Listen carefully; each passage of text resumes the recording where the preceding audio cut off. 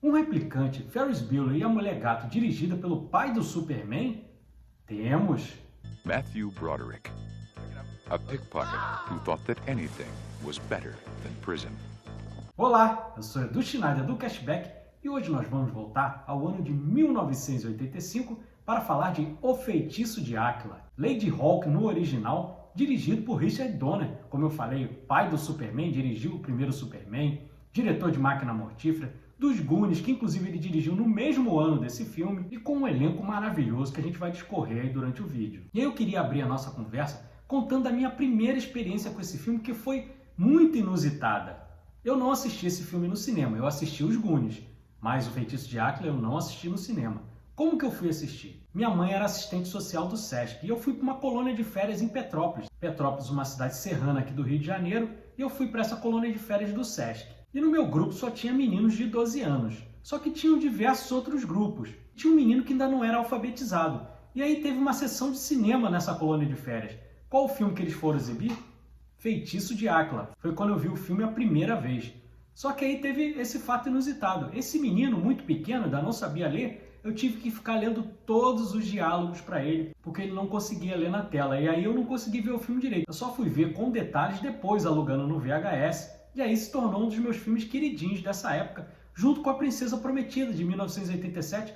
Outro filme também de fantasia. Nessa época tinha muito filme legal de fantasia, dirigido pelo nosso querido Rob Reiner. De Conta Comigo, de Louca Obsessão, um diretor também muito bom. E aí você vê grandes diretores dirigindo filmes de fantasia infanto-juvenil. A gente não vê mais isso. A gente só vê diretor meia boca dirigindo esse tipo de filme hoje em dia. Não sai no cinema, já sai direto numa Netflix da vida. E aí a gente perde essa experiência do cinema, que é muito diferente. E o filme, apesar de hoje em dia ele ser cult, ele não fez uma boa bilheteria. Esse filme custou 20 milhões de dólares e arrecadou 18, então ele nem se pagou. Mas virou o rei das locadoras, um filme muito falado, tanto que a gente está aqui fazendo o vídeo. E dando uma breve sinopse do filme, ele se passa no século XIII e a gente fica sabendo de tudo através do ladrão, que é conhecido como Rato, o nome dele Philippe Gaston, interpretado pelo Matthew Broderick, antes do sucesso do Ferris Bueller em Curtindo a Vida Doidado. E aí o Philippe Gaston estava preso, ele conseguiu fugir, e nessa fuga dele, ele acaba sendo protegido pelo personagem Navarre, interpretado pelo nosso Rutger Hauer, lá de Blade Runner, de A Morte Pede Carona, baita de um ator nascido nos Países Baixos. E aí você vai conhecendo um pouquinho mais do Navarre. O Navarre era o comandante das tropas do Bispo de Áquila, interpretado pelo John Wood, e o Bispo era apaixonado por uma moça chamada Isabeau. Eu adoro esse nome. Papel da Michelle Pfeiffer,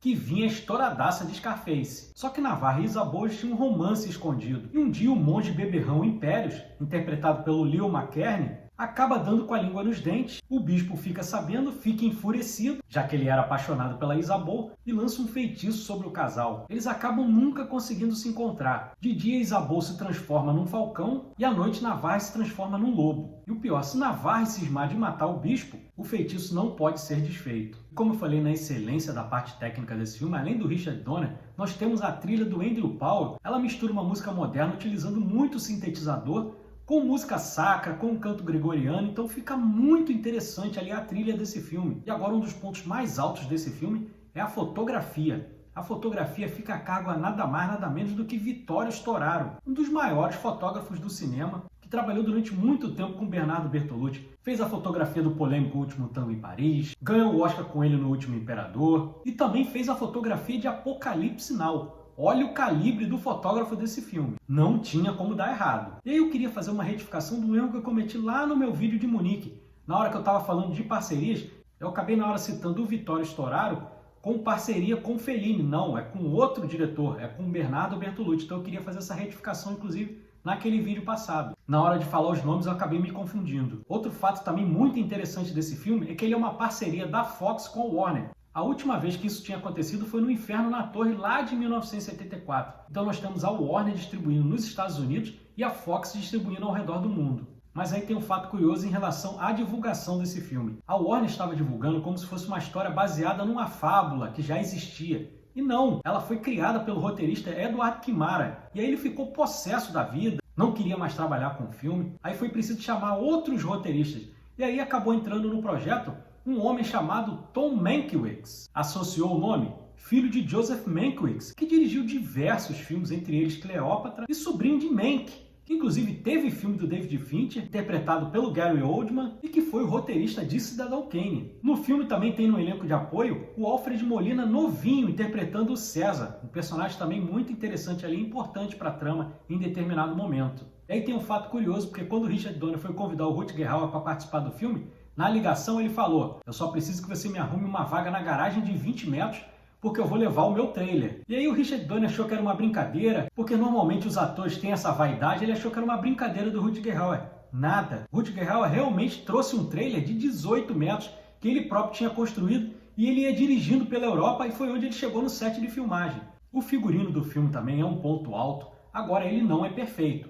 Vamos ser sinceros, ele tem um problema de ritmo, principalmente depois que a Isabeau levou uma flechada no peito quando ela estava na forma de águia. Quando entra o personagem do Monge Impérios, cai um pouquinho o ritmo, e aí tem um problema grave no filme de estabelecimento de distância, porque você entende que eles estão ali perto de Áquila. E aí, quando no final do filme eles precisam voltar para Áquila, é uma viagem muito longa, e aí não casa com o que tinha sido mostrado no começo do filme. Fora tem uns errinhos de produção, por exemplo, a espada do Navarre, ela aumenta e diminui de tamanho. O Matthew Broderick rouba a cena também nesse filme. Inclusive, tem determinadas cenas que você vê o sorrisinho do Ferris Bueller, que só viria no ano seguinte, no Curtindo a Vida Doidada, em 1986. Você consegue reconhecer aquele sorrisinho. Apesar desse probleminha de ritmo ali pela metade, eu curto demais como que a história se conclui. Porque para a maldição ser desfeita, precisaria Navarre e Isabeau estarem na forma humana em frente ao bispo de Áquila. E qual foi a forma que resolveram? Um eclipse. E aí funciona muito bem. Eles conseguem estar na forma humana na frente do bispo, o bispo tenta matar Navarre pelas costas, e aí Navarre joga a espada no peito do bispo e acaba morrendo, e todos vivem felizes para sempre,